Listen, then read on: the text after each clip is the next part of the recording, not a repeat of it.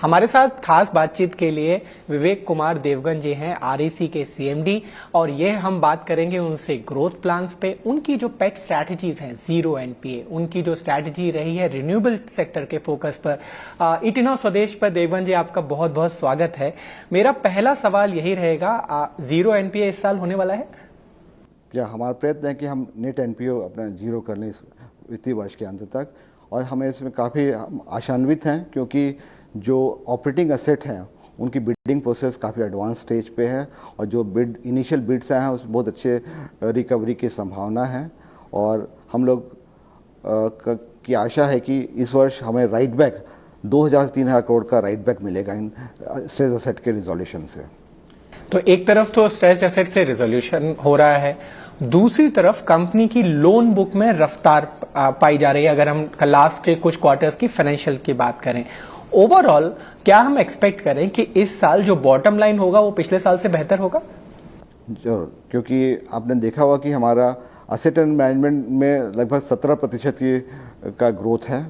उसी तरह हमारा रिटर्न ऑन इन्वेस्टमेंट इसमें 20% ज़्यादा ग्रोथ है। तो ये हमारा बॉटम लाइन में 20% की कम से कम हम लोग वृद्धि क्या अनुमान रख रहे हैं। और अगला सवाल जाहिर सी बात आ जाता है वो डिविडेंड को लेके। जब कंपनी इस तरीके का मुनाफा कमा रही है तो शेयर होल्डर्स का एक्सपेक्टेशन तो रहता है कि डिविडेंड तो यहाँ से बहुत काफी ज्यादा मिलता है, तो वो मिलता रहेगा इस साल और बेहतर हो सकता है? डेफिनेटली डिविडेंड तो ज़्यादा ही मिलेगा पिछले वर्ष की तुलना में। पिछले वर्ष हमने 16 रुपये प्रति 10 रुपये शेयर पे दिया था।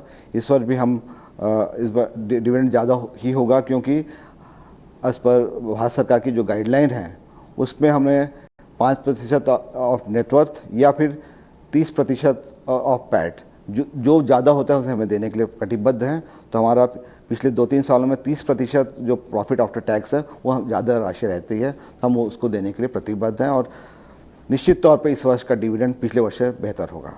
अब ये नेट प्रॉफिट बढ़ेगा कैसे, इस पर बात कर लेते हैं।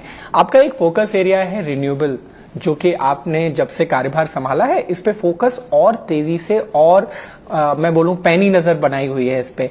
आपका 2030 तक का एक प्लान है रिन्यूएबल एनर्जीज का, उसके बारे में एलैबोरेट करेंगे?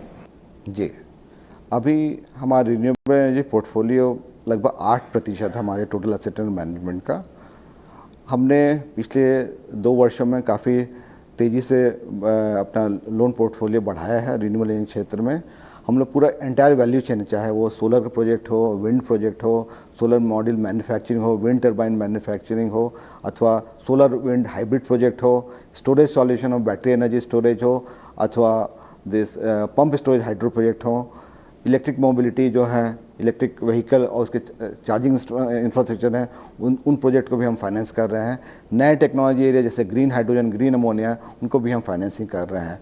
तो हमारा अनुमान है कि चूँकि भारत सरकार ने कमिटमेंट दिया है कि 500 गीगावाट कैपेसिटी का लक्ष्य रखा है इलेक्ट्रिसिटी कैपेसिटी का इंस्टॉलेशन का,